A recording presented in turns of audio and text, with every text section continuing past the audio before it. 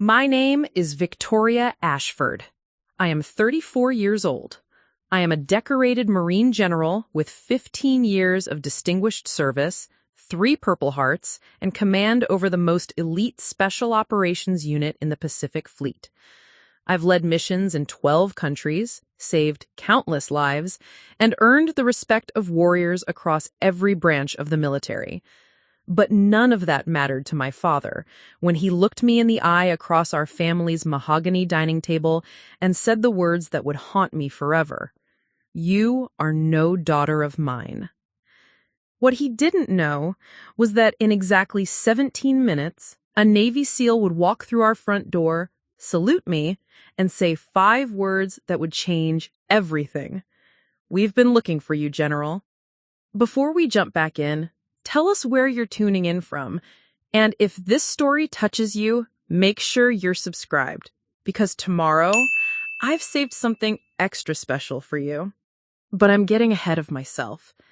Let me take you back to that cold October evening in Millbrook Heights, the kind of wealthy suburb where appearances matter more than truth, and family reputation trumps individual achievement. The Ashford estate sat like a monument to old money and older expectations, its colonial pillars and manicured gardens hiding decades of family dysfunction behind a facade of respectability. I hadn't been home in 3 years. Not since the last explosive argument with my father, Theodore Ashford, about my unladylike career choices and my refusal to resign my commission to marry the senator's son he'd handpicked for me. Theodore was a man who believed women belonged in drawing rooms, not war zones, and my continued success in the military was a personal affront to his vision of what the Ashford name should represent. The dinner invitation had come through my younger brother, Daniel, who still lived under our father's thumb as a junior partner in the family's investment firm. "Victoria, please," he'd begged over the phone. "Father's been different since his heart attack last month. He wants to make amends. He specifically asked for you to come home for his birthday dinner." Against my better judgment, I'd accepted. Maybe it was the exhaustion from my latest deployment in the South China Sea, or maybe it was the small, stubborn part of me that still hoped for reconciliation. Either way, I'd requested emergency leave and flown from my base in San Diego to the cold reality of my childhood home. The dining room hadn't changed in 3 decades. Crystal chandeliers cast warm light over the same antique furniture, the same oil paintings of disapproving ancestors, the same suffocating sense of tradition that had driven me away in the first place. My stepmother, Patricia, sat primly at one end of the table in her pearl necklace and calculated smile. Daniel fidgeted with his wine glass, avoiding eye contact. And at the head of the table, presiding over it all, like a king in his castle, sat Theodore Ashford. He was smaller than I remembered, frailer. The heart attack had aged him, carved new lines around his steel-gray eyes, but his voice still carried that familiar edge of authority when he spoke. "Victoria," he said, not rising to greet me, "you look robust." It wasn't a compliment. In Theodore's vocabulary, robust was code for unfeminine, too strong, too independent. I took my seat across from him, my dress uniform crisp and professional, my medals capping the light. I'd worn it deliberately, a quiet statement of who I'd become despite his disapproval. The dinner proceeded with strained politeness. Patricia made small talk about the weather and the latest country club gossip. Daniel mentioned his recent promotion at the firm. Theodore remained largely silent, studying me with the intensity of a judge evaluating a defendant. The tension was thick enough to cut with a knife. It was during the main course that everything unraveled. Theodore set down his fork with deliberate precision and fixed me with his coldest stare. "I've made a decision, Victoria, about the family business, about the inheritance, about your future." My blood chilled. I knew that tone. It was the same one he had used when he had threatened to cut off my college funding if I didn't drop out of ROTC. The same one he had used when he demanded I choose between the military and my family 15 years ago. "I'm listening," I said quietly, my training keeping my voice steady despite the storm building inside me. Theodore reached into his jacket pocket and withdrew a manila envelope. He placed it on the table between us like a weapon. "These are the revised documents for Ashford Holdings. Daniel will inherit controlling interest in the company. Patricia will receive the Newport house and the art collection. You," he paused, savoring the moment, "you will receive nothing." The words hit like a physical blow. Not because I cared about the money, my military salary provided everything I needed, but because of what it represented. Complete and final rejection. Erasure. "Father," Daniel started, his voice weak with protest. "Silence," Theodore snapped, never taking his eyes off me. Victoria made her choice long ago. She chose to play soldier instead of being a lady. She chose to embarrass this family with her militant behavior and her refusal to settle down like a proper woman. Well, choices have consequences. I felt something cold and sharp settle in my chest, the same feeling I'd experienced under enemy fire, when survival depended on absolute clarity. "I see," I said softly. "Furthermore," Theodore continued, his voice gaining strength from my apparent composure, "I want you to understand that as far as this family is concerned, you no longer exist. You are not welcome in this house. You will not be invited to family gatherings. Your name will not appear in our Christmas cards or our obituaries. You are, as of this moment, no daughter of mine." The silence that followed was deafening. Patricia's fork clinked against her plate. Daniel stared at his hands, and Theodore sat back in his chair, satisfied with the devastation he'd just unleashed. I looked around the table at these people who shared my blood but had never understood my heart. At the stepmother who'd always seen me as competition for her father's attention, at the brother who'd chosen comfort over courage, at the father who'd rather destroy his daughter than admit she'd exceeded every expectation he'd ever set for his sons. And then I stood up. Slowly, deliberately, with the same controlled grace that had carried me through firefights and diplomatic crises. I looked down at Theodore Ashford, this man who'd given me life but had never truly seen me, and I said the only words that mattered. "You're right about one thing, Father. I did make a choice. I chose to become something greater than your narrow vision could ever contain." I turned to leave, my spine straight, my head high. I'd taken exactly 3 steps toward the door when it happened. The doorbell rang. The doorbell's chime cut through the suffocating silence like a blade. For a moment, nobody moved. Theodore's expression shifted from smug satisfaction to mild irritation at the interruption of his dramatic disowning speech. Patricia glanced nervously between the door and her husband. Daniel looked relieved at any distraction from the family implosion he'd just witnessed. "Expecting someone?" I asked, my voice steady, despite the chaos swirling inside me. Theodore frowned. "The staff has the evening off. Patricia, did you invite someone?" "No, darling. Perhaps it's a neighbor. Should we ignore it?" But the doorbell rang again, longer this time, more insistent. Whoever was out there wasn't going away. "I'll get it," Daniel said, already rising from his chair, clearly desperate to escape the tension choking the dining room. "Sit down," Theodore commanded sharply. "Patricia will handle it." But before Patricia could move, the doorbell rang a 3rd time, followed by a firm, measured knock. Not the tentative tap of a lost neighbor or the hurried rap of a delivery driver. This was the knock of someone who expected to be answered. Theodore's jaw tightened. He wasn't used to being kept waiting, especially in his own home. Fine, I'll deal with this myself. He stood, his napkin falling to the floor, as he stalked toward the front door with the imperious stride of a man accustomed to having the world bend to his will. I remained standing where I was, 3 steps from the dining room exit, my body coiled with the tension of someone who'd learned to read danger in the smallest details. Something felt different about this interruption. The timing was too perfect, the persistence too deliberate. Through the archway, I could see Theodore reach the mahogany front door, his silhouette rigid with annoyance.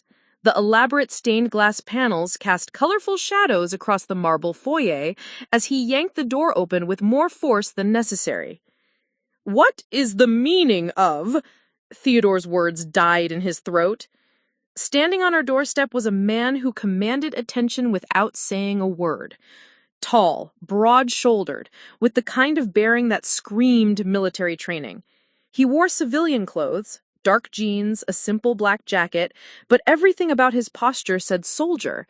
His hair was regulation short, graying at the temples, and his eyes held the steady, measuring gaze of someone who'd seen combat and lived to tell about it. But it wasn't his appearance that made Theodore step back. It was the quiet, unshakable confidence radiating from the stranger like heat from a forge. "Mr. Theodore Ashford?" the man asked. His voice was calm, professional, with just a hint of a southern accent. "Yes, who are you? What do you want?" Theodore's usual commanding tone had evaporated, replaced by the uncertainty of a man suddenly out of his depth. "My name is Commander Jake Morrison, United States Navy SEALs. I'm sorry to disturb your dinner, sir, but I'm looking for General Victoria Ashford. I was told I might find her here." The words hit the foyer like a grenade. General. I felt my breath catch. From the dining room, I heard Patricia's sharp intake of air, the clink of Daniel's wine glass hitting the table too hard, but it was Theodore's reaction that I'll never forget. His face went through a series of expressions in rapid succession: confusion, disbelief, and something that might have been fear. "General?" Theodore repeated, the word coming out like a croak. I think you have the wrong address. There's no general here." Commander Morrison's expression didn't change, but I caught the slight tilt of his head, the way his eyes sharpened with interest. "Sir, with respect, my intelligence says otherwise. I'm looking for General Victoria Ashford, formerly of the 2nd Marine Expeditionary Force, currently commanding the Pacific Special Operations Task Force, approximately 5'7", brown hair, green eyes, would have been awarded the Navy Cross last month for her actions in the Mindanao operation." Each word landed like a physical blow. I watched Theodore's face pale as the reality crashed over him. The daughter he'd just disowned, the woman he'd dismissed as playing soldier, was a general. Not just any general, but one significant enough to have Navy SEALs tracking her down at his front door. He stammered, his usual eloquence abandoning him completely. "She's right here." The words came from my own throat before I'd consciously decided to speak. I stepped into the foyer, my heels clicking against the marble with military precision. Morrison's eyes found mine immediately, and something shifted in his expression. Relief, recognition, and something that looked almost like reverence. He straightened into a crisp salute. "General Ashford, we've been looking for you." I returned the salute automatically, my body responding to military protocol, even as my mind reeled. "Commander Morrison, I'm on emergency leave. What's the situation?" "Ma'am, I need to speak with you privately. It's regarding Operation Trident. Code Black authorization." Operation Trident. The name sent ice through my veins. It was a classified mission I'd been developing for months, a deep strike operation that existed in the highest levels of military secrecy. If Morrison was here about Trident with Code Black authorization, it meant one thing: war was coming, and they needed their general. I glanced back toward the dining room, where Patricia and Daniel sat frozen like mannequins, their faces pale with shock. Then I looked at my father, Theodore Ashford, the man who 60 seconds ago had disowned me as an embarrassment to the family name. He was staring at me as if seeing me for the first time. His mouth opened and closed soundlessly like a fish gasping for air. The confident patriarch who'd just delivered my banishment was gone, replaced by a confused old man who'd just discovered he'd discarded a treasure, thinking it was trash. "Theodore," I said quietly, my voice carrying the authority I'd earned through blood and sacrifice. "I believe you were saying something about me not being your daughter?" He opened his mouth, but no words came. For the first time in my life, Theodore Ashford was speechless. Commander Morrison cleared his throat respectfully. "General, we have a helicopter standing by. The Joint Chiefs are waiting for your briefing." I nodded, already shifting into command mode. The personal drama of family rejection suddenly seemed very small compared to whatever crisis required a code-black authorization. "Give me 2 minutes to gather my things." As I turned to head upstairs, I heard Theodore finally find his voice. "Victoria, wait, I didn't know—" I paused at the foot of the grand staircase, my hand resting on the polished banister. "Know what, father? That your daughter was worth something? That she'd become everything you said she couldn't? Or that you'd just publicly disowned a United States general in front of a Navy SEAL?" The questions hung in the air like smoke. Theodore had no answers.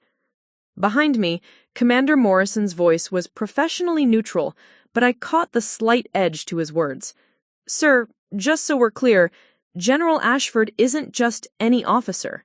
She's the youngest Marine ever promoted to general rank, and she's personally responsible for saving over 300 American lives in the past 2 years. The President of the United States knows her by name." I didn't wait to see Theodore's reaction to that revelation. I climbed the stairs to gather my gear, leaving behind the wreckage of a family dinner and walking toward whatever crisis awaited. But I couldn't help smiling as I heard Patricia whisper to Daniel in the dining room, "Did he just say she knows the president?" The daughter they'd just erased from their lives was about to save the country again. In my childhood bedroom, nothing had changed. The same pale yellow wallpaper with tiny roses that I'd begged to remove when I turned 16.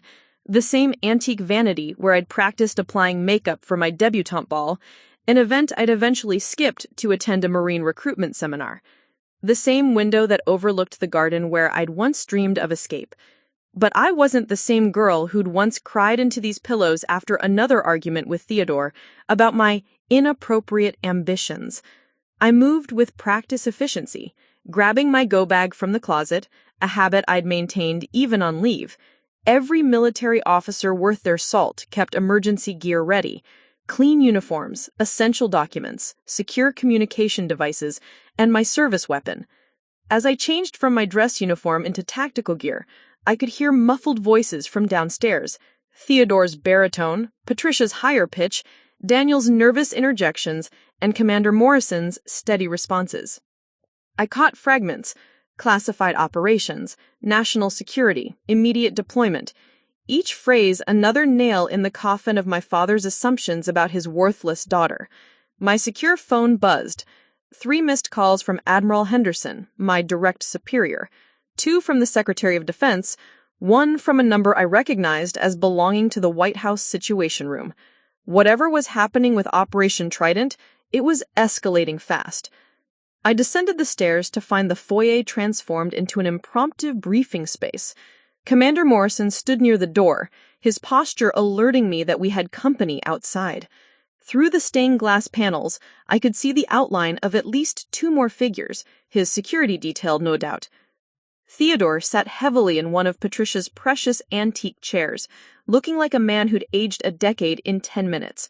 Patricia hovered nearby, her social hostess instincts completely overwhelmed by a situation no etiquette book had prepared her for. "Sir," Morrison said, as I approached, "we have confirmation from CENTCOM.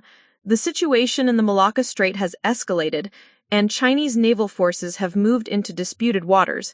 And there's been an incident with one of our destroyers. My blood chilled.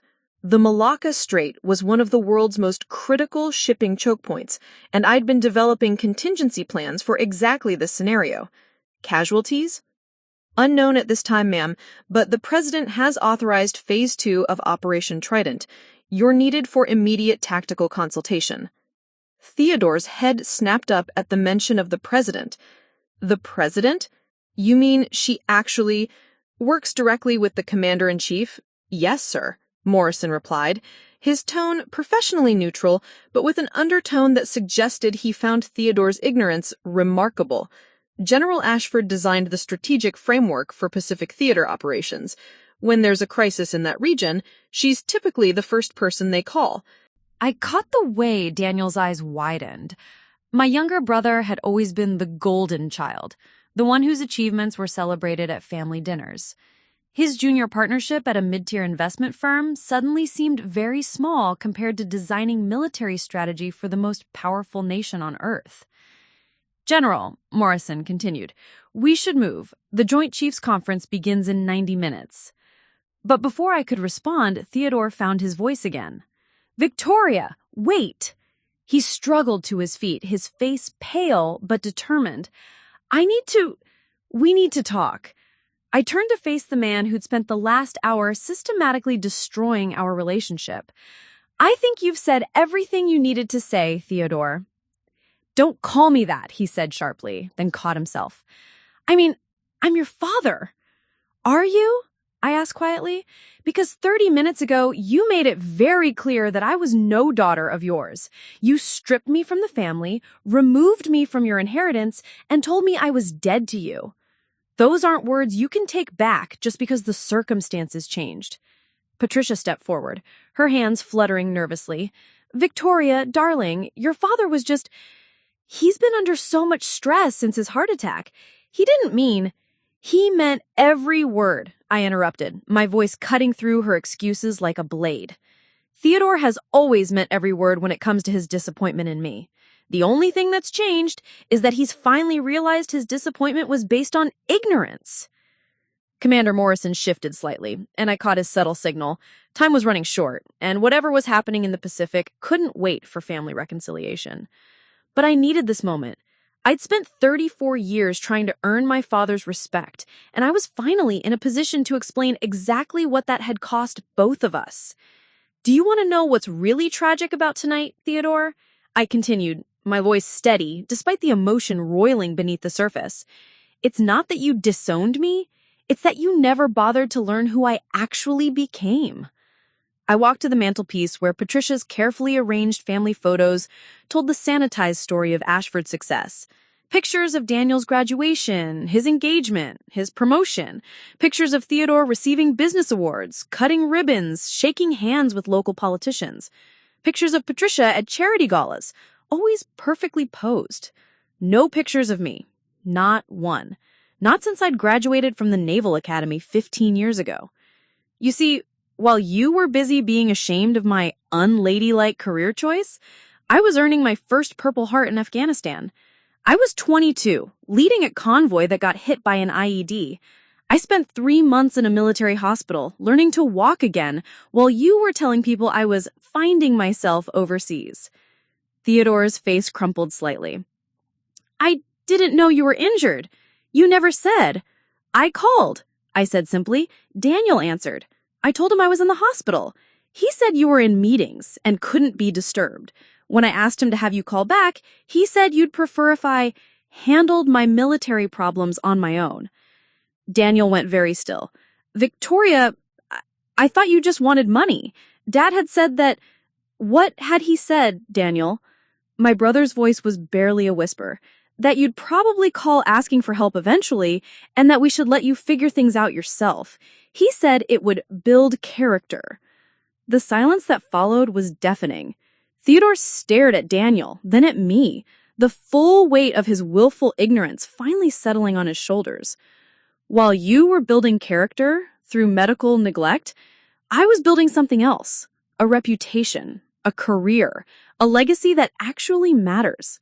I've served in 7 combat zones. I've prevented 3 separate terrorist attacks on American soil. I've negotiated hostage releases that saved dozens of civilian lives.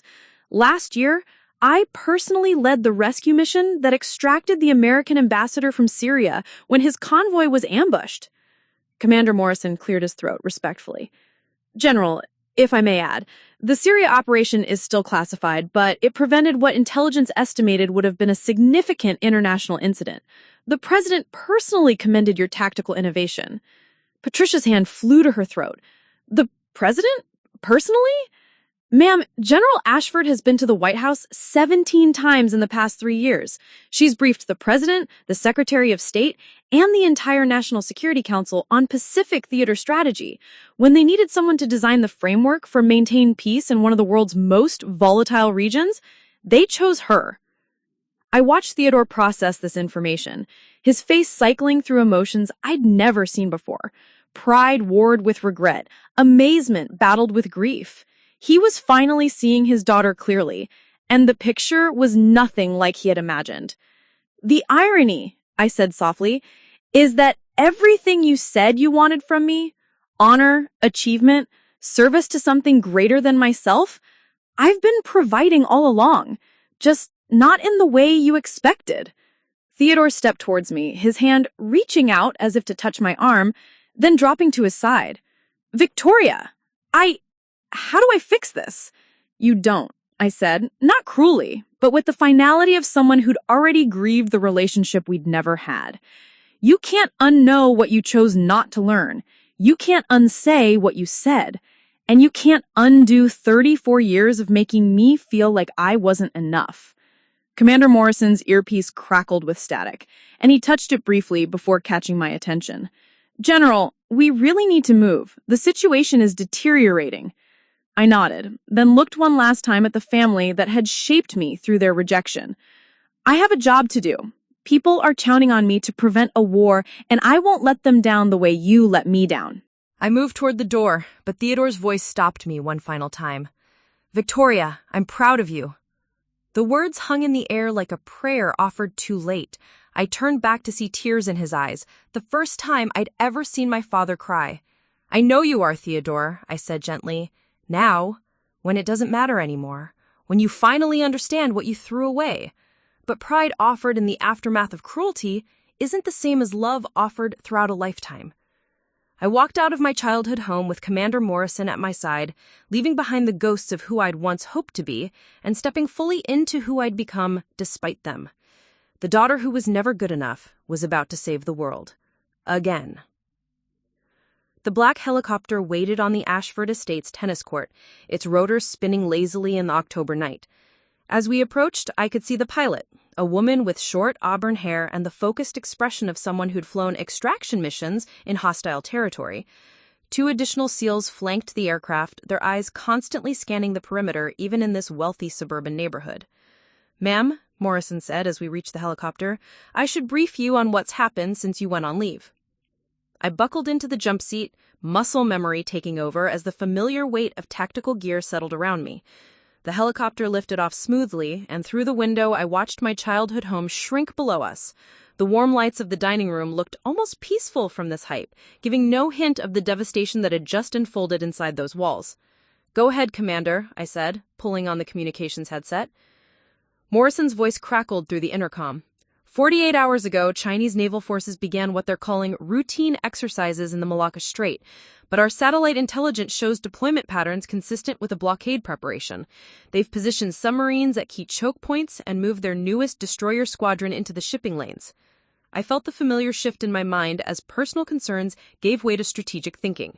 The Malacca Strait handled nearly 25% of global trade. A Chinese blockade would cripple the world economy within weeks. What triggered the escalation? Yesterday morning, the USS Constellation was conducting freedom of navigation patrols when a Chinese destroyer shadowed them for 6 hours, standard intimidation tactics, until the Chinese captain decided to get creative.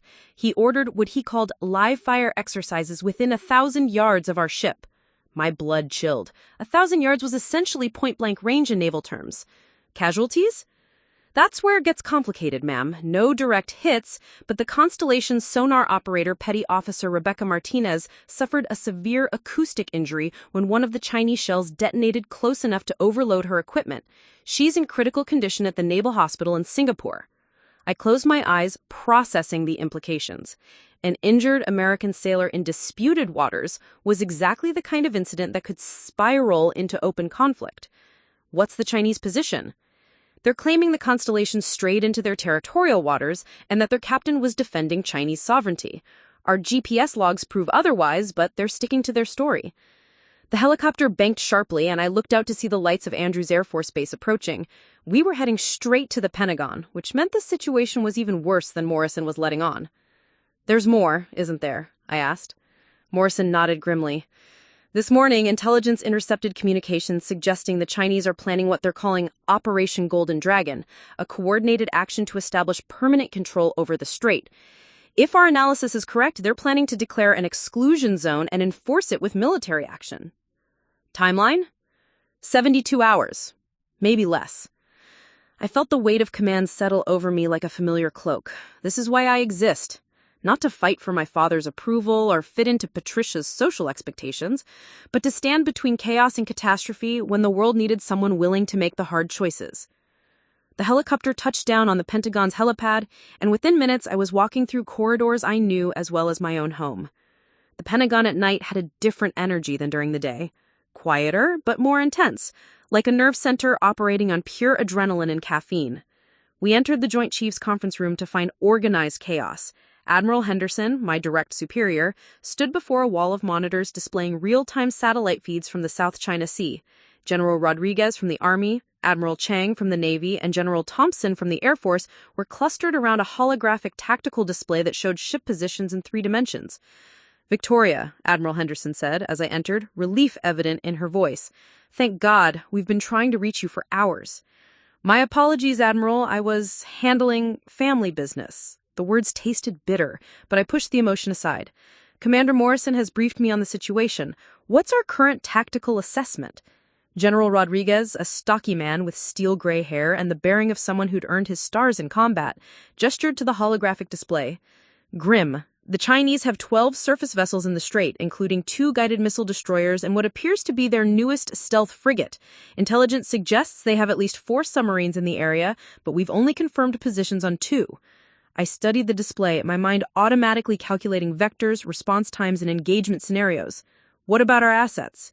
We have the Constellation limping towards Singapore for repairs, the destroyer USS Hamilton approximately 6 hours out at current speed, and the carrier group Roosevelt is 48 hours away at current speed. We're outnumbered and outgunned in the immediate area. Which is exactly why we need Option Trident, Admiral Henderson added, her eyes meeting mine. Your contingency plan may be the only way to resolve this without starting World War III. Option Trident. I'd spent months developing it. A complex, multi-phase strategy designed to counter Chinese aggression in the strait without triggering full-scale war.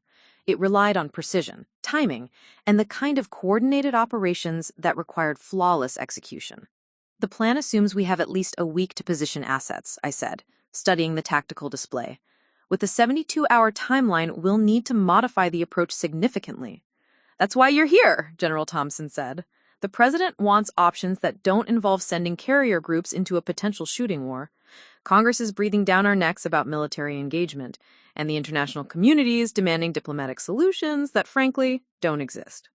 I moved to the holographic display, manipulating the 3-dimensional representation with hand gestures to zoom in on key areas. The technology still amazed me. When I started my career, we'd been using paper maps and grease pencils. Now I could see real-time positions of every vessel in the region, complete with weapons loadouts and projected capabilities. "What about our special operations assets?" I asked. "Do we have SEAL teams positioned for rapid deployment?" Morrison stepped forward. "Ma'am, Team 6 is currently training in the Philippines. They could be repositioned within 12 hours. Team 3 is in Japan, 18 hours out. And," he paused, meeting my eyes, "Team 7 specifically requested to be included in any Trident operations." Team 7. My old unit. The SEALs I'd worked with during the Syria extraction, men who'd followed me into hell and trusted my judgment when conventional wisdom said the mission was impossible. The same team that had recommended me for my second Navy Cross after I'd improvised a solution that saved both the ambassador and a dozen civilian hostages. "Who's commanding 7 now?" I asked. "Commander Sarah Blake. She was your tactical coordinator during the Syrian operation. When she heard about the Trident activation, she specifically requested permission to participate." A smile tugged at the corner of my mouth. Blake was one of the finest tactical minds I'd ever worked with. A woman who understood that sometimes the best strategy was the one your enemy would never see coming. If she wanted in on this operation, it meant she believed we could pull off something impossible. "All right," I said, my voice carrying the authority that came from years of making life and death decisions. "Here's what we're going to do. We can't match the Chinese ship for ship in the Strait, but we don't need to. Option Trident was always about asymmetrical response, using their strengths against them." I began manipulating the holographic display, sketching out a modified version of my original plan. "The Chinese are expecting us to respond conventionally, carriers, destroyers, a show of force that escalates tensions. Instead, we're going to give them something they've never seen before." The room fell silent as I outlined the strategy. It was audacious, risky, and required perfect coordination between multiple military branches. It also had the potential to end the crisis without firing a shot, or start a war if anything went wrong. When I finished, Admiral Henderson was the first to speak. "Victoria, this is brilliant, but the risk is acceptable compared to the alternative," I finished. "Admiral, with respect, we're not just talking about shipping lanes or territorial disputes. If China successfully establishes control over the Malacca Strait, they'll have a chokehold on the global economy.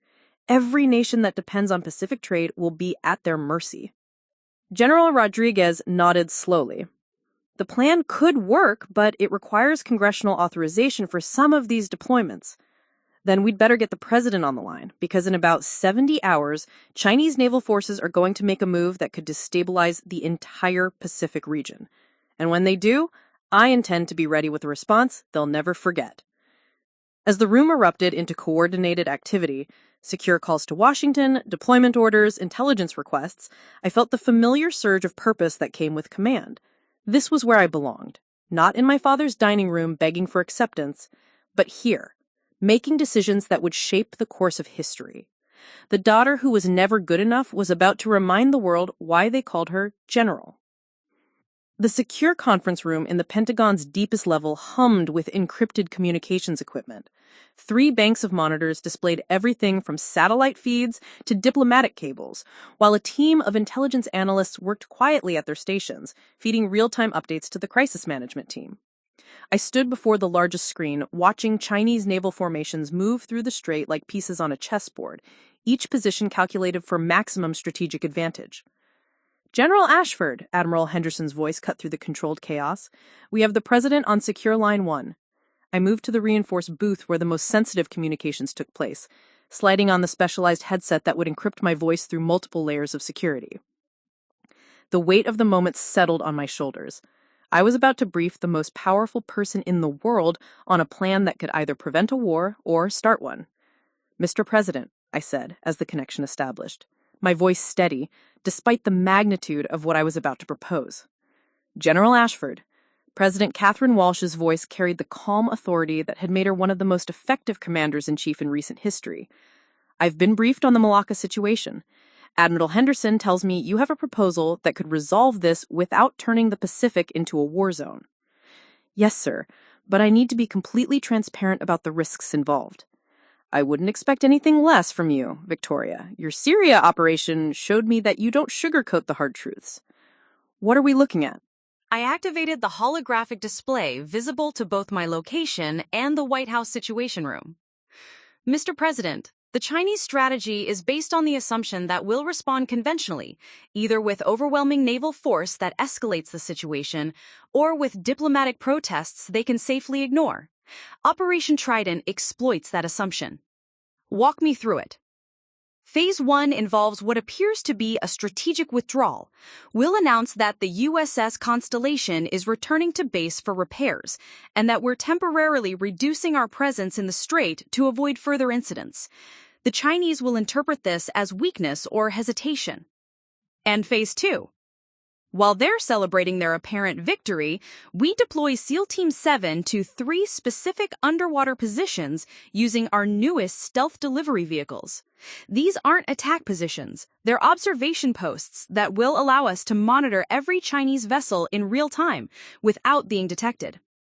I could hear the president conferring with someone in the background, probably the Secretary of Defense or the National Security Advisor. Continue, General. Phase 3 is the crucial element. Using the intelligence gathered from our underwater observation posts, we identify the command vessel coordinating the Chinese operation. Based on our analysis, it's likely the destroyer Guangzhou, which has been maintaining communications with all other ships in the formation. You're planning to target their command ship. Not with weapons, sir, with information. I paused, knowing that what came next would sound impossible to anyone who hadn't seen the classified reports from our cyber warfare division. Our intelligence indicates that the Guangzhou's captain, Commander Li Wei, has been operating under sealed orders from Beijing, orders that his own crew hasn't seen. The president's voice sharpened with interest.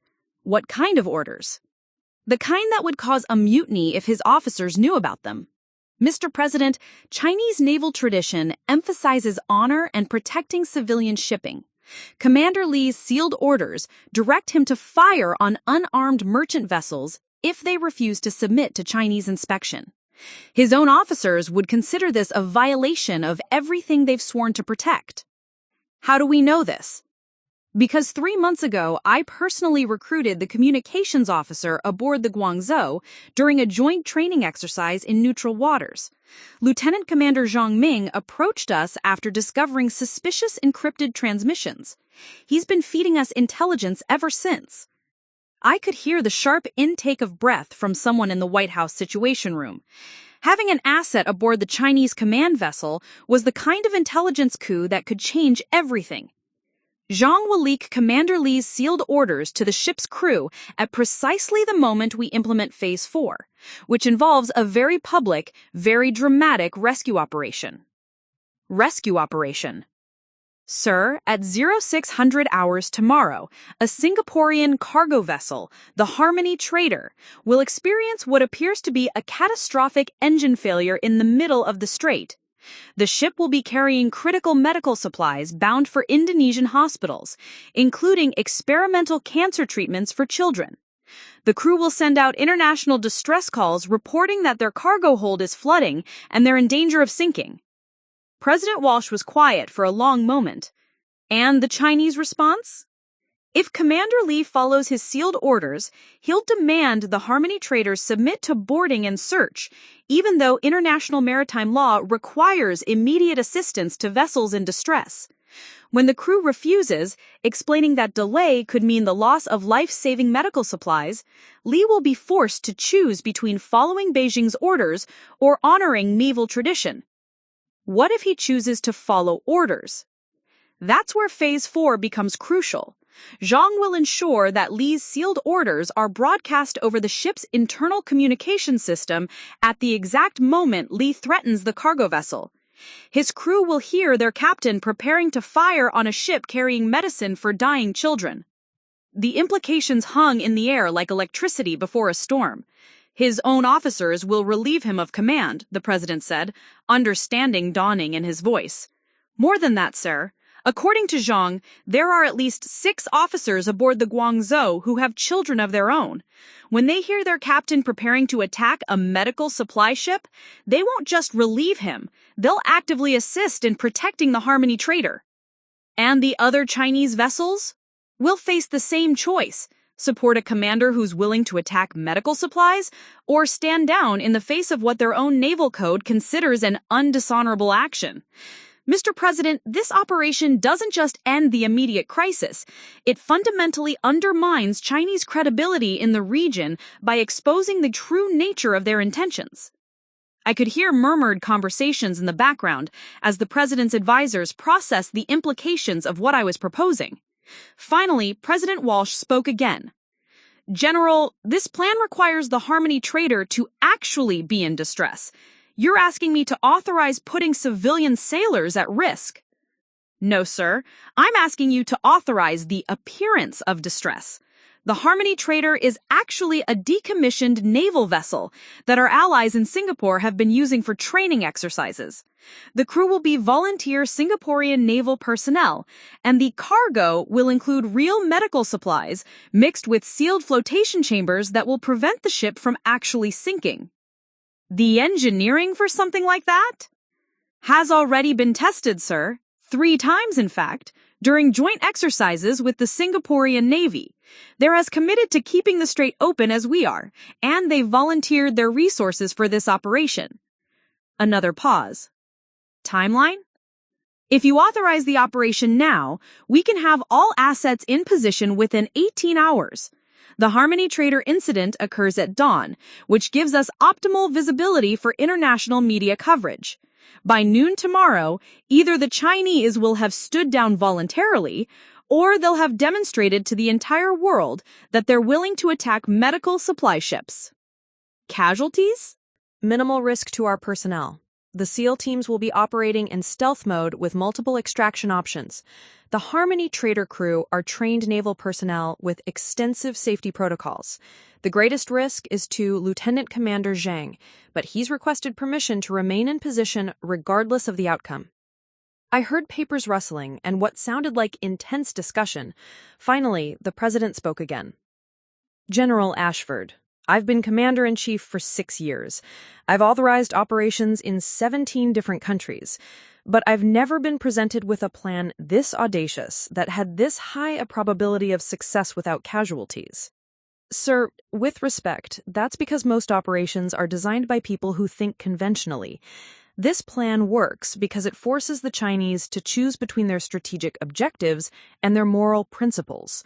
And based on our intelligence about the officers involved, I believe their principles will win. What's the backup plan if you're wrong? If the Chinese fire on the Harmony Trader despite their crew's objections, we implement Operation Tsunami, a coordinated cyber attack that disables their navigation systems while simultaneously broadcasting their attack on a medical supply ship to every news network in the world. They'll be dead in the water both literally and diplomatically. The silence stretched for nearly a minute before President Walsh spoke again. General, you're asking me to bet the stability of the Pacific region on your read of Chinese naval psychology? No, sir. I'm asking you to bet it on 15 years of intelligence gathering, psychological profiling, and strategic analysis. But mostly, I'm asking you to trust that sometimes the best way to win a war is to never fight it at all. Another long pause. Then, authorization granted. God help us all if you're wrong. Thank you, Mr. President. You won't regret this decision. As the connection ended, I removed the headset and returned to the main conference room where every eye was on me. The weight of what we were about to attempt settled over the room like a heavy blanket. Ladies and gentlemen, we have presidential authorization. Operation Trident is a go. The room erupted into controlled activity as years of planning suddenly became reality. In 18 hours, we would either prevent a war or start one. And somewhere in the back of my mind, I thought about my father, sitting in his dining room, probably still trying to process the fact that his worthless daughter was about to potentially save the world. Again. The Pentagon never truly sleeps, but at 0200 hours, it operates with the focused intensity of a surgical team preparing for a complex operation. I stood in the command center watching as dozens of specialists coordinated the most delicate military operation I'd ever overseen. Every screen showed a different aspect of Operation Trident's deployment. SEAL teams moving through the dark waters of the South China Sea, the modified cargo vessel Harmony Trader taking position under cover of night, and, most critically, the Chinese naval formation that had no idea they were about to face a challenge unlike anything in their tactical manuals. Commander Sarah Blake's voice crackled through the secure communications array from her position aboard the submarine USS Virginia, now positioned 12 nautical miles from the Chinese fleet. Phoenix Base, this is Overwatch. SEAL teams are in position at observation points Alpha, Bravo, and Charlie. We have eyes on all 12 Chinese vessels. Copy that, Overwatch, I responded, my voice steady despite the adrenaline coursing through my system. What's the status on our inside asset? Lieutenant Commander Zhang confirmed receipt of the signal package 30 minutes ago. He reports that Commander Li received new encrypted orders from Beijing at 2300 hours. Our boy is getting nervous. The orders included authorization to use deadly force against any vessel that refuses inspection. Perfect. The more aggressive Beijing's stance became, the more our operation would expose the moral conflict within the Chinese crew. What about the Harmony trader? Captain Michael Torres, the Singaporean naval officer commanding the operation, responded from his position in the strait. Captain, Phoenix Base, we're holding station at coordinates you provided. Engineering reports show all flotation systems are functioning normally. We can simulate catastrophic failure on your command and maintain the illusion for up to 4 hours before requiring actual rescue. Admiral Henderson approached my station, holding a tablet displaying the latest satellite intelligence. Victoria, we're seeing increased activity aboard the Chinese command vessel. Their communications officer, that's Zhang, has been moving between stations more frequently than normal. Either he's preparing to execute his part of the plan or they're onto him. I studied the thermal imaging that showed heat signatures aboard the destroyer Guangzhou. Zhang's movements did seem more erratic than the baseline patterns we'd established over months of surveillance. But there was something else that caught my attention. Admiral, look at the positioning of the other Chinese vessels. They've shifted formation twice in the last hour. Henderson frowned, manipulating the display to show movement patterns over time. You're right, they're establishing overlapping fields of fire. This isn't just defensive positioning, they're preparing for engagement. The implications sent a chill through the command center. If the Chinese were anticipating military action, it meant they might be planning to make the first move rather than waiting for us to respond to their blockade. Blake, this is Phoenix. I need detailed observation of the Guangzhou's bridge crew. Look for signs of pre-combat preparation. Copy that, Phoenix. Switching to enhanced surveillance mode. While Blake repositioned her observation equipment, I turned to the intelligence team that had been monitoring Chinese military communications around the clock. What's the latest from Beijing? Any indication they've changed their operational timeline? Lieutenant Colonel Peters, our lead intelligence analyst, looked up from his bank of monitors with an expression that made my stomach tighten. General, we've intercepted fragments of high-priority communications between Beijing and the fleet commander. The encryption is military-grade, but our systems picked up several key phrases.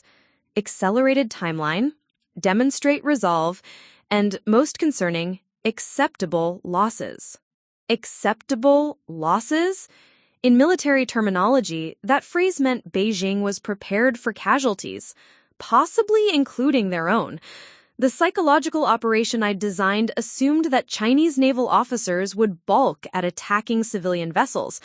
But if Beijing had already calculated acceptable losses and communicated that to their fleet, the moral leverage we were counting on might not be enough. Time to recalculate. I murmured, moving to the holographic tactical display. The three-dimensional representation of the strait showed every vessel's position, speed, and heading.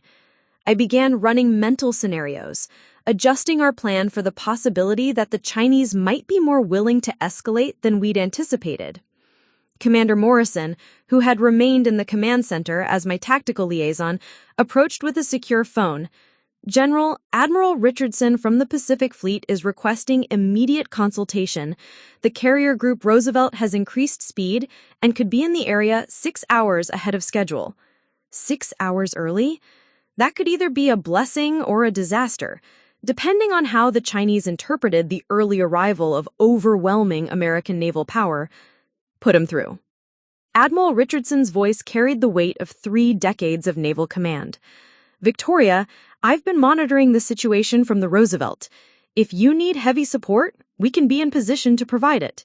But I need to know, are we looking at a shooting war?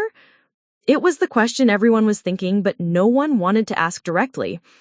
Admiral, the goal is still to resolve this without firing a shot, but the intelligence picture is evolving. Beijing may be more willing to accept confrontation than we originally assessed. What's your confidence level in the psychological operation? I looked around the command center, taking in the faces of the people who would execute this operation. Blake and her SEAL teams, willing to position themselves within striking distance of hostile forces. Captain Torres and his crew, prepared to simulate disaster while surrounded by enemy ships. Zhang, risking his life aboard a Chinese destroyer to provide intelligence and sabotage if necessary. 70%, I said finally. High enough to proceed, but not high enough to ignore contingencies. What do you need from me? Stay at maximum response distance, close enough to intervene if everything goes wrong, far enough away that your presence doesn't trigger Chinese escalation. And Admiral, if this operation fails and we end up in a shooting war, the first priority is protecting the Harmony Trader crew.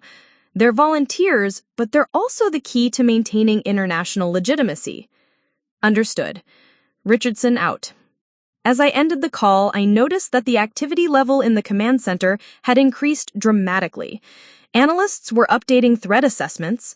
Communications specialists were coordinating with allied naval forces throughout the region. And the intelligence team was processing new data streams faster than I'd ever seen. General Thompson approached my station with the latest update from our cyber warfare division. Victoria, we've confirmed that Operation Tsunami is ready for implementation if needed. The Chinese naval network architecture has several vulnerabilities that we can exploit, but using them would be tantamount to an act of war. Understood. Keep it as a last resort. I paused, considering the chess game we were about to play. What's the status on media positioning? International news organizations have been quietly alerted to the possibility of significant developments in the Malacca Strait. CNN, BBC, and NHK all have crews standing by in Singapore. If the Harmony Trader incident unfolds as planned, the world will be watching within minutes. That was crucial. The psychological pressure on Chinese naval officers would be magnified exponentially if they knew their actions were being broadcast globally. The prospect of being remembered as the captain who fired on a medical supply ship would weigh heavily on anyone with a conscience. Blake's voice crackled through the communication system again. Phoenix, this is Overwatch. I have visual confirmation on Zhang. He has positioned himself at the communication station and appears to be preparing the signal package for transmission. Also noting increased activity in the Chinese formation. Several vessels have crews at battle stations. The moment of truth was approaching faster than anticipated. All stations, this is Phoenix Base. We are moving to Condition Yellow. All personnel, prepare for Operation Trident execution on my command. The command center shifted into its highest state of readiness. Every conversation became clipped and professional, every movement economic and purposeful. This was the moment when months of planning would either vindicate my strategic assessment or expose fatal flaws in my understanding of human nature under extreme pressure.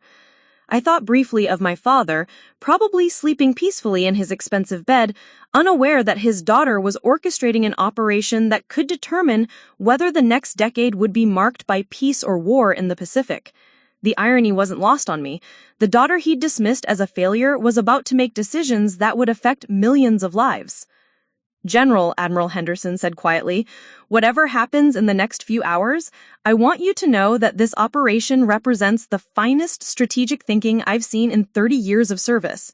Win or lose, you've given us the best possible chance of resolving this crisis without catastrophic loss of life.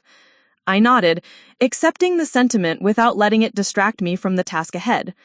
Thank you, Admiral, but let's focus on making sure lose isn't an option. The clock read 03:47 hours. In 2 hours and 13 minutes, the Harmony Trader would begin broadcasting distress signals. In 2 hours and 14 minutes, we would discover whether psychological warfare could triumph over traditional military force. In 2 hours and 15 minutes, the daughter who was never good enough would either save the world or watch it slide toward war. At exactly 0600 hours, Captain Torres's voice cut through the pre-dawn silence of the command center with the words that would either vindicate months of planning or expose us to international catastrophe. Mayday, Mayday, Mayday. This is the motor vessel Harmony Trader. We are experiencing catastrophic engine failure and taking on water rapidly. Our position is 14 degrees, 37 minutes north, 103 degrees, 51 minutes east. We are carrying critical medical supplies, including experimental cancer treatments for children's hospitals in Jakarta. Request immediate assistance. The distress call went out on all international maritime frequencies, ensuring that every naval vessel within 100 miles would hear it. More importantly, it was being monitored by news organizations across the globe who had been quietly positioned to cover what they believed might be a routine shipping incident in disputed waters. I stood before the massive display wall, watching as the situation unfolded in real time through multiple data streams. Satellite imagery showed the Harmony trader listing convincingly to starboard, trailing what appeared to be oil but was actually biodegradable simulation fluid designed for training exercises. Thermal imaging revealed crew members moving urgently across the deck. To any observer, it looked like a genuine maritime emergency. The response was immediate and predictable. The closest vessel to the Harmony trader was the Chinese destroyer Guangzhou, positioned less than 3 nautical miles away. According to maritime law and basic human decency, Commander Lee should have immediately moved to assist the distressed vessel. Instead, our monitoring equipment detected encrypted communications between the Guangzhou and the Chinese Fleet Command. "Blake, what's the visual from your position?" I asked, my voice steady despite the tension crackling through the air. "Phoenix, I have clear sightlines to the Guangzhou's bridge. Commander Lee is conferring with his officers, but he's not giving orders to change course." "Wait." Blake's voice sharpened. "I'm seeing crew members pointing toward the Harmony trader. Some of them are clearly agitated. One officer just stepped forward and appears to be arguing with Lee." Perfect. The internal conflict was beginning exactly as I'd hoped. Chinese naval officers were trained to respond to maritime emergencies without hesitation. Lee's reluctance to assist a vessel in distress would immediately raise questions among his crew. Lieutenant Colonel Peters looked up from his intelligence station, his face grim. "General, we're intercepting communications between Lee and Beijing. He's requesting clarification of his orders regarding vessels in distress." "What's Beijing's response?" "Still encrypted, but the transmission pattern suggests they're reinforcing his original sealed orders. Lee is being told to treat this as a potential deception and maintain his blockade position." The brutality of that calculation was staggering. Beijing was essentially ordering their naval commander to ignore international maritime law and let a ship carrying medical supplies sink rather than risk compromising their strategic position. It was exactly the kind of moral compromise that would horrify Chinese naval officers who'd sworn to protect innocent life. Commander Morrison monitored the international response from his station. "General, the international response is exceeding our projections. This story is going global faster than we expected." "Good. The more witnesses, the greater the pressure on Lee to make the right choice." "And if he makes the wrong choice?" I studied the tactical display, where Chinese naval vessels maintained their formation despite the emergency unfolding less than 3 miles away. "Torres, give me a status report," I called to the Harmony trader. "Phoenix Base, we are maintaining the simulation perfectly. Engineering reports show we can continue the distress appearance for another 3 hours if needed. Crew morale is high. Everyone understands what's at stake." Blake's voice crackled through the communications array with an update that made my pulse quicken. "Phoenix, something's happening aboard the Guangzhou. I count at least 6 officers now on the bridge, and the body language suggests heated discussion. Zhang is at his communications station, and he appears to be monitoring multiple frequencies." This was the moment Zhang had been preparing for. According to our intelligence, he had positioned himself to intercept any communications between Lee and Beijing, and more crucially, to ensure that Lee's sealed orders would be broadcast over the ship's internal communication system at precisely the right moment. "All stations, maintain current positions and continue monitoring," I announced. "We are approaching the critical decision point." The international media response was beginning to build exactly as planned. CNN was already broadcasting live from Singapore, showing maritime rescue vessels racing toward the Malacca Strait. BBC had picked up the story, with their correspondent reporting on the unfolding maritime emergency in one of the world's most critical shipping lanes. Most importantly, Chinese state television was also covering the story, which meant that public pressure within China would soon be focused on their naval's response. Admiral Henderson joined me at the central display, her expression reflecting the same mixture of anticipation and apprehension that filled the entire command center. Victoria, the international response is exceeding our projections. This story is going global faster than we expected. Good. The more witnesses, the greater the pressure on Lee to make the right choice. And if he makes the wrong choice? I studied the tactical display. Feeder's called out from his intelligence station. General, we're detecting increased communications traffic between all Chinese vessels. The fleet commander is issuing new orders, but they're heavily encrypted. What about crew reactions? Blake responded immediately. Phoenix, I'm observing significant agitation aboard multiple Chinese vessels. Crew members are pointing toward the Harmony trader, and I can see officers using binoculars to assess the situation. On the destroyer Kunming, crew members appear to be preparing rescue equipment despite no official orders to assist. The psychological pressure was building exactly as planned. Chinese sailors were watching a medical supply ship apparently sinking while their commanders debated political implications. Every minute of inaction made their position more morally untenable. Torres, increase the urgency of your distress calls, I ordered. Mention that you have pediatric cancer medications on board that cannot be replaced. Copy that, Phoenix. Broadcasting enhanced distress message now. Torres's voice filled the international airwaves with renewed desperation. Mayday, mayday. Harmony Trader is listing severely and taking on water faster than our pumps can handle. We are carrying irreplaceable experimental cancer treatments for children in Jakarta. These medications cannot be reproduced. If we lose this cargo, dozens of children will die. Request immediate assistance from any vessel in the area. The impact was immediate and devastating. Blake reported that crew members aboard the Guangzhou were now openly pointing and gesturing toward the listing cargo ship. On other Chinese vessels, sailors were visibly preparing rescue equipment despite the absence of official orders. Phoenix, this is Zhang. The unexpected voice on our secure frequency made everyone in the command center freeze. Our asset aboard the Chinese destroyer was breaking radio silence, which meant the situation had reached a critical juncture. Zhang, this is Phoenix Base. Report your status. Commander Lee has received direct orders from Beijing to treat the distress call as a potential deception and maintain blockade position. He's preparing to broadcast a warning to the Harmony trader that they must submit to inspection before any assistance will be provided. The callousness of that position was breathtaking. Lee was about to demand that a sinking ship carrying medicine for dying children submit to a military search before receiving life-saving assistance. Zhang, are you in position to execute your part of the operation? Affirmative, Phoenix. I have Lee's sealed orders ready for broadcast over the ship's internal communication system. The moment he threatens the Harmony trader, every sailor on this ship will hear exactly what kind of orders we're operating under. I looked around the command center at the faces of people who had dedicated their lives to protecting innocent life.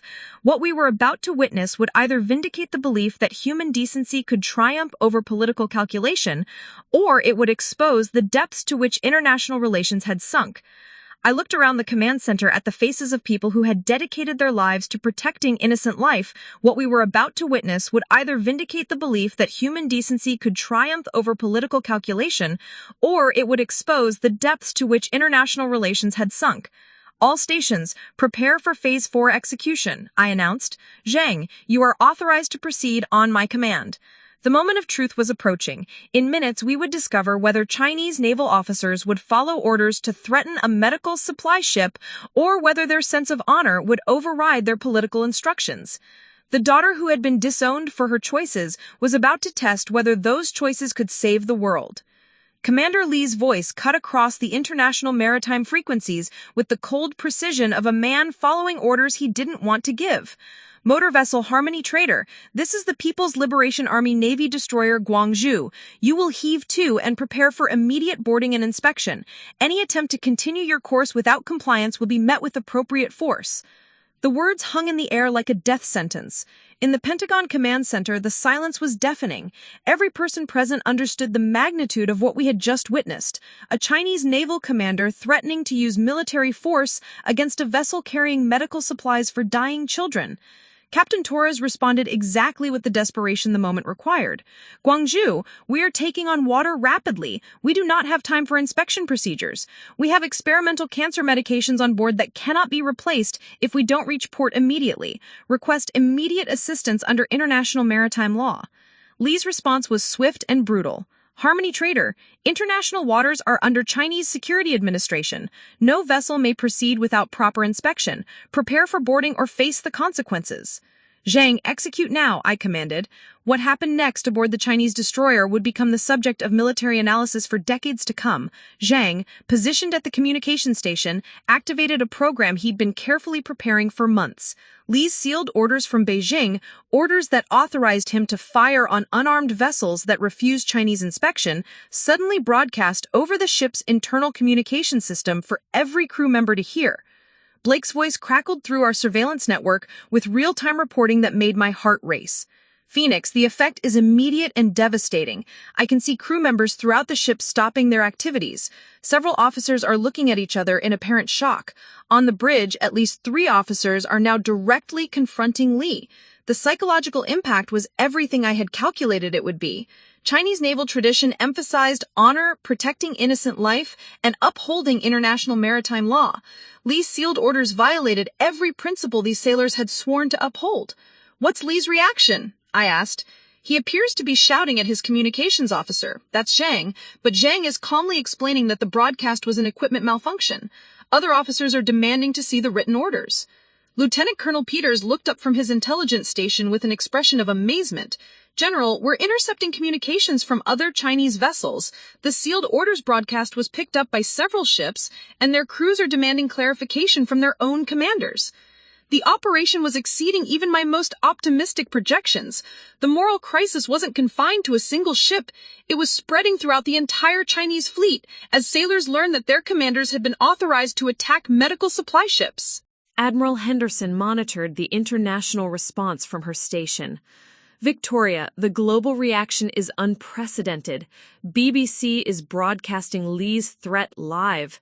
CNN has military analysts calling this a violation of international maritime law. Chinese social media is exploding with criticism of their Navy's response. But the most crucial development was happening aboard the Chinese ships themselves. Blake continued her real-time reporting. Phoenix, I'm observing what appears to be open confrontation aboard the Guangzhou. A senior officer, appears to be the executive officer, is directly challenging Li's authority. Other crew members are visibly refusing to follow targeting orders. What about the other vessels? Similar reactions across the fleet. On the destroyer Kunming, the crew has actually begun deploying rescue equipment despite no official orders. The frigate Changsha appears to be changing course toward the Harmony Trader. This was the moment I had been working toward for months. Chinese naval officers choosing their honor over their orders, choosing human decency over political calculation. But the most crucial development was happening aboard the Chinese ships themselves. Blake continued her real-time reporting. Phoenix, I'm observing what appears to be open confrontation aboard the Guangzhou. A senior officer, appears to be the executive officer, is directly challenging Li's authority. Other crew members are visibly refusing to follow targeting orders. What about the other vessels? Similar reactions across the fleet. On the destroyer Kunming, the crew has actually begun deploying rescue equipment despite no official orders. The frigate Changsha appears to be changing course toward the Harmony Trader. This was the moment I had been working toward for months. Chinese naval officers choosing their honor over their orders, choosing human decency over political calculation. But the situation was still volatile. Li could still escalate, potentially triggering the very war we were trying to prevent. Torres's voice came through the communications array with exactly the right mixture of desperation and defiance. Guangzhou, we will not submit to inspection while our ship is sinking and children's medications are at risk.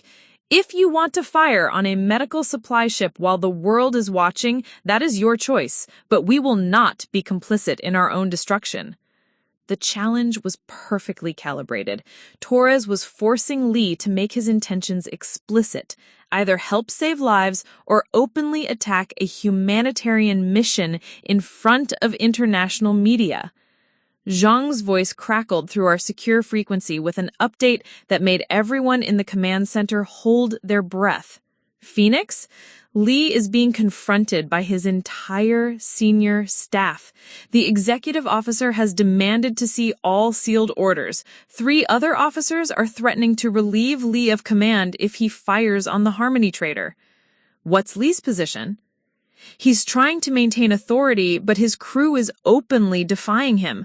The weapons officer has refused to target the Harmony trader. The engineering officer has announced that he will not provide power to weapon systems for use against a medical supply ship. The mutiny I had calculated was happening in real time. Chinese naval officers, faced with orders that violated everything they believed in, were choosing conscience over command structure. Commander Morrison looked up from his communication station with news that would change everything. General, we're receiving communications from other Chinese vessels. The destroyer Kunming has just announced that they are proceeding to assist the Harmony trader regardless of fleet orders.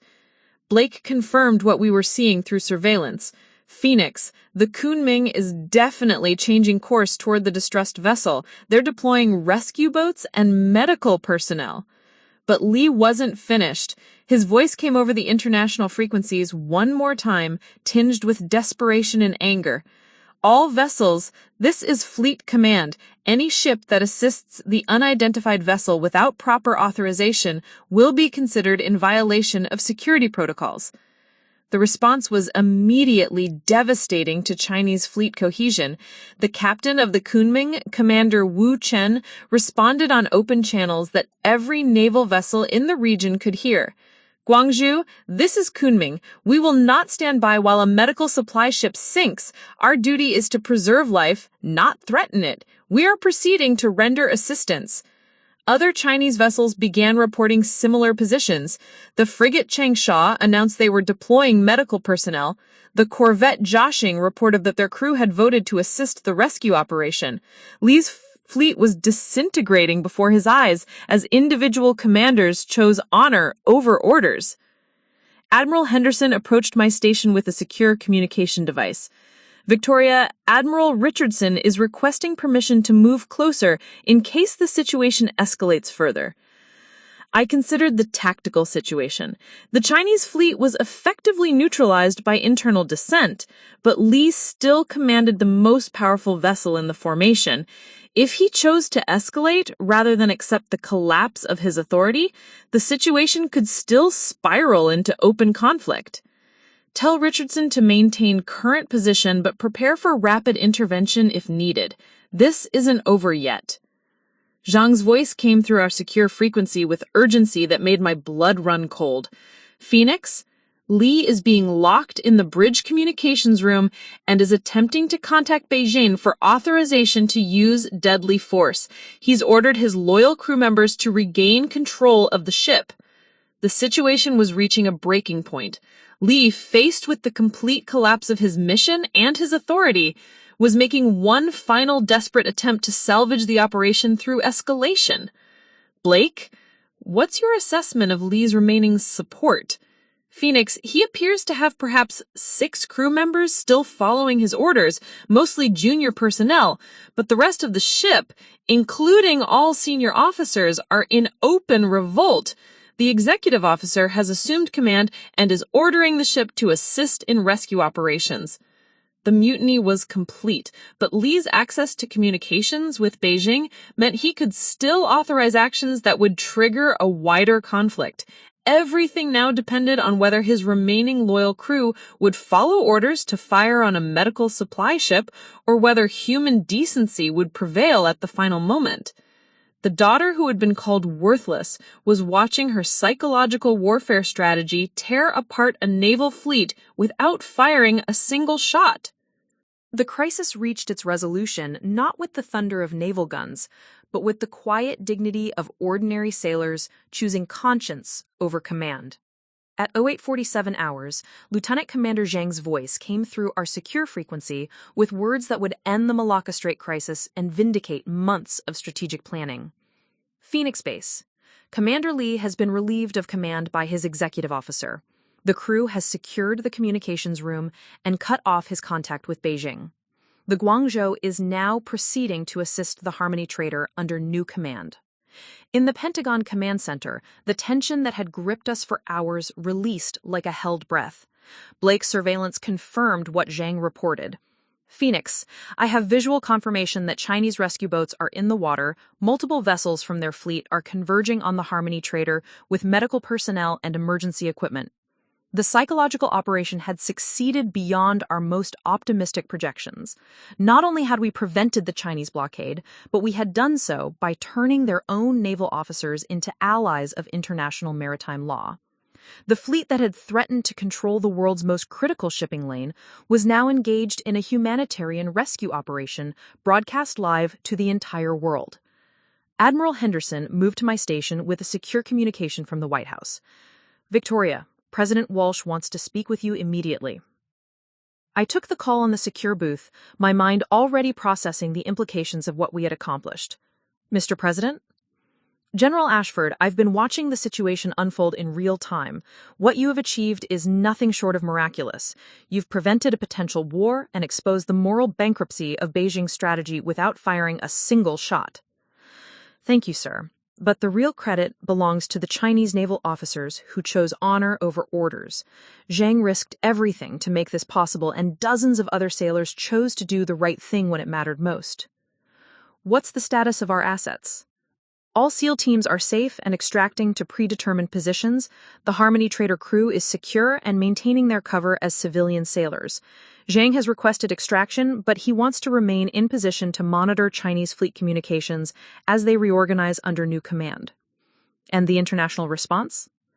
I could hear the satisfaction in President Walsh's voice as she processed the strategic victory we had achieved. Mr. President, CNN is calling it the Malacca Miracle. BBC is reporting that Chinese sailors saved a medical supply ship despite orders from their commanders. Most importantly, Beijing is completely silent. They can't defend Li's actions without acknowledging that they authorized attacks on humanitarian vessels. General, this operation will be studied in military academies for generations. You've demonstrated that psychological warfare can be more effective than conventional force when applied with surgical precision. As the call ended, I returned to the command center to find it transformed from a crisis management facility into something resembling a celebration. The massive display screens showed Chinese rescue vessels successfully transferring the Harmony traders' cargo to safety, while international media captured every moment of cooperation between former adversaries. Captain Torres Morrison approached with the final intelligence update. General, Beijing has issued a statement claiming that the fleet's actions were always intended to provide humanitarian assistance and that reports of threats against civilian vessels were misunderstandings caused by communication difficulties. The diplomatic language couldn't disguise the magnitude of their retreat. China had been forced to reframe a military blockade as a humanitarian mission, abandoning their strategic objectives while claiming the moral ground they had nearly forfeited. Captain Torres's voice came through the communications array with the official end of the crisis. Phoenix Base, this is Harmony Trader. We have successfully transferred all medical supplies to Chinese rescue vessels for immediate transport to Singapore. Our engineering teams report that all damage was simulated and we are fully operational. Mission accomplished. Blake added her final surveillance report. Phoenix, the Chinese fleet is reforming under new command structure. All vessels are now operating under standard humanitarian protocols, no signs of hostile intent or strategic positioning. The Malacca Strait is effectively reopened to international shipping. As the immediate crisis passed, I found myself thinking about the phone call that had interrupted my father's dinner just 12 hours earlier. Commander Morrison had appeared at the Ashford estate looking for a general, and Theodore had insisted no such person existed in his house. Now that same general had prevented a war that could have devastated global commerce and claimed thousands of lives. Admiral Henderson joined me at the central display, where we watched Chinese and international vessels working together to ensure the safety of shipping lanes that had been on the brink of military closure. Admiral, I need to ask, how did you know the Chinese naval officers would choose conscience over orders? I considered the question carefully. The answer went to the heart of everything I had learned about leadership, honor, and the human capacity for moral courage under extreme pressure. Admiral, it wasn't about knowing they would make the right choice. It was about giving them a choice at all. Lee's sealed orders removed moral agency from his crew. They were following commands without understanding their implications. Zhang's broadcast returned that agency by showing them exactly what they were being asked to do. And if they had chosen to follow Lee anyway, then we would have learned something terrible about human nature, and we would have implemented Operation Tsunami to disable their fleet while documenting their willingness to attack humanitarian vessels. But I believed in them because I've served with people like them. Naval officers don't join the service to threaten medical supply ships. They join to protect innocent life.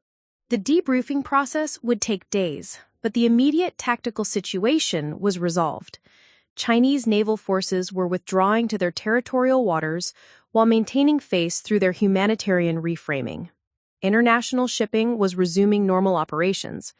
Most importantly, the precedent had been established that psychological pressure could achieve strategic objectives without the catastrophic consequences of military escalation.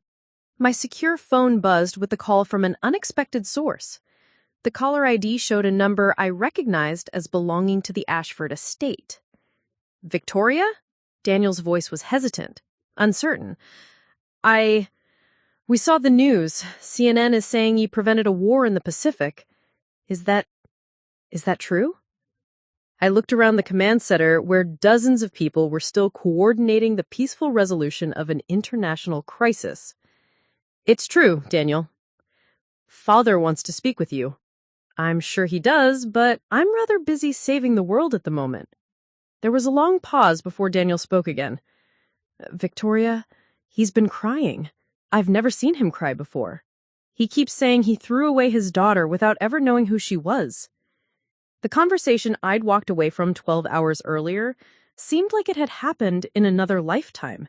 The man who had disowned me for my career choices was now learning that those choices had potentially saved millions of lives. But more importantly, I had learned that I didn't need his recognition to validate my worth. Daniel, tell Father that his opinion of me was never the measure of my value. I became who I am despite his disappointment, not because of his approval. If he wants a relationship with me now, it will have to be based on who I actually am, not on some fantasy version he creates to make himself feel better about his mistakes. Will you come home? I looked at the display screen showing international cooperation and what had been a potential war zone just hours earlier. I am home, Daniel. This is where I belong, doing work that matters with people who understand what service really means. As I ended the call, Admiral Henderson approached with the final official update. Victoria, the Secretary of Defense wants to schedule a full briefing tomorrow, and the Joint Chiefs are recommending you for the Distinguished Service Medal for preventing armed conflict through strategic innovation. Another medal to add to a collection my father had never seen. Another recognition from people who understood the value of what I did. But the real satisfaction came from knowing that shipping lanes were open, sailors were safe, and the world was a little more stable because of choices made by ordinary people in extraordinary circumstances. Commander Morrison appeared at my station with one final piece of information that made me smile. General, we just received a message from Lieutenant Commander Zhang. He says that Commander Lee has requested transfer to a shore assignment, claiming that he's lost the moral authority to command at sea. The crew of the Guangzhou has requested that their executive officer be permanently promoted to captain. The officers who had chosen honor over orders were being rewarded by their own system. The commander who has been willing to threaten innocent civilians was removing himself from positions where such choices might arise again. The operation had not just prevented a crisis, it had improved the moral character of the forces involved. As the immediate tactical situation stabilized, I allowed myself a moment to reflect on the journey that had brought me to this point. From the dinner table where I had been disowned to the command center where I had prevented a war, the path had been marked by choices that seemed impossible at the time, but proved essential in retrospect. The daughter who was never good enough had just demonstrated that excellence isn't measured by family approval or social expectations, but by the willingness to serve something greater than yourself when the moment demands it. The phone calls from Millbrook Heights would continue. The invitations to reconcile would come. But I had finally learned the most important lesson of all. The people who truly matter are the ones who see your worth without requiring you to prove it. And the work that truly matters is the kind that makes the world safer for people you'll never meet. In the end, that was legacy enough for any daughter, whether her father understood it or not. Up next, you've got 2 more standout stories right on your screen. If this one hits the mark, you won't want to pass these up. Just click and check them out. And don't forget to like, subscribe, and turn on the notification bell so you don't miss any upload from us.